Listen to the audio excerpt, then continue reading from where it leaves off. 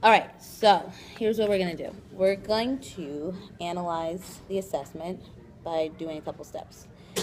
And obviously, the end goal is reteaching. Mm-hmm. So we're going to first look at the standard, then we're going to look at the task, then we're going to look at the exemplar, and then we're going to look at the student responses. And the goal is like looking for gaps in the student responses and what the standard and the task are demanding, and then figure out reteaching steps. Sound good?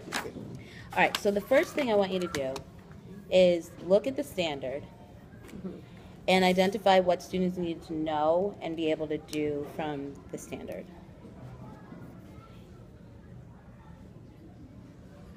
From each one. As a whole. Okay. So this is one standard. This is 5.2. And then these are the different components of 5.2. Okay.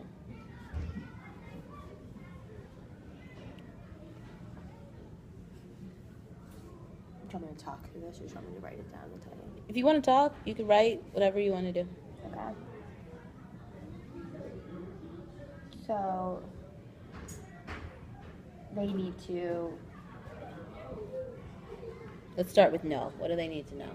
So like no for the standard or not for the task. So they need. Just start with the standard. Okay. They need to know, like, what an informative explanatory text is. Mm-hmm. They need to know the different components of a paragraph. Mm-hmm.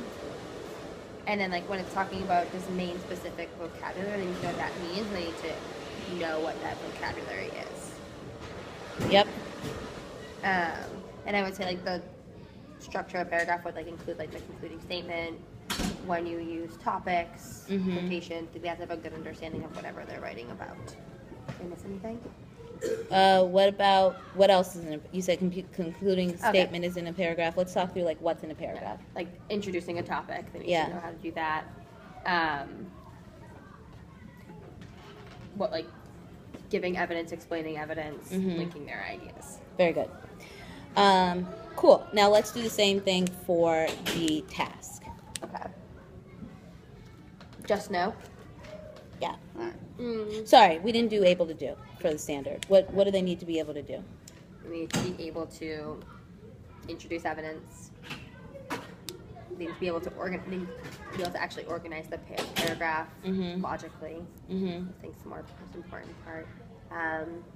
Introduce their topic, use the actual language correctly, provide a concluding statement.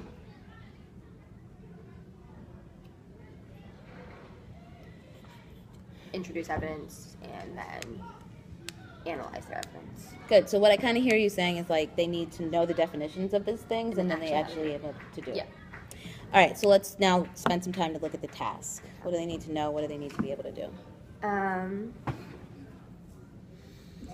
So they need to have a good understanding of Esperanza. They need to know, like, their inferences about Esperanza's character.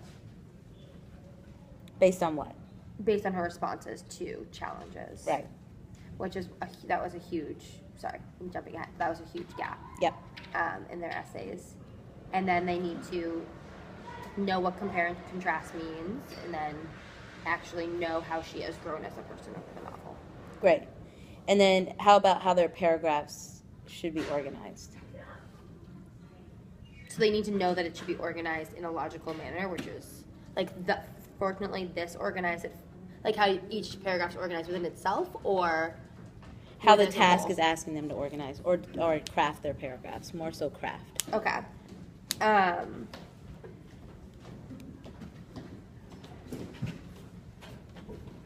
Meaning, is there something about this task that they need to know in order to successfully complete it? Yeah, so I think they need to know that their paragraphs aren't just about, like, they need to craft their paragraph in a way that it talks about the event and what it shows about her character, because that's not really explicit in the paragraph breakdown, but it's explicit in the question. Yeah, and I'm also noticing it's telling them what to talk about in each paragraph. Yes, that's what I'm getting at. Okay, and then like they need to know, like, you're not just writing an essay about change over time. I'm telling you what to write in each paragraph, which is kind of different.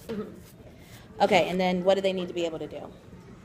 They need to be able to compare responses, make inferences about what responses tell you, and contrast responses, and then talk about growth. Yep. And like cite evidence and analyze their evidence. So that's the task as well. Yep.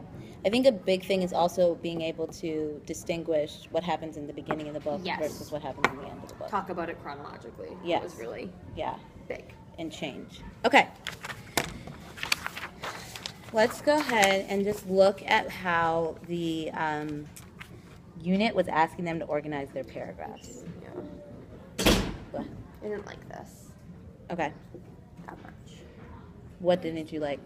Don't interrupt us right now. I just didn't think this was transferable to other types of, like, other times that they're writing. Like, I felt like this was very formulaic and specific and not teaching them to write, like, think about it. It was doing too much for them. Okay. And that I didn't love. So did you change it? So it kind of organically changed. Like, some of the kids were just, like, really struggling with this kind of thinking. And so I, like, tried to stick to it because I wanted them to be consistent. But, like, Biarca, you might have noticed his essay was a little bit different.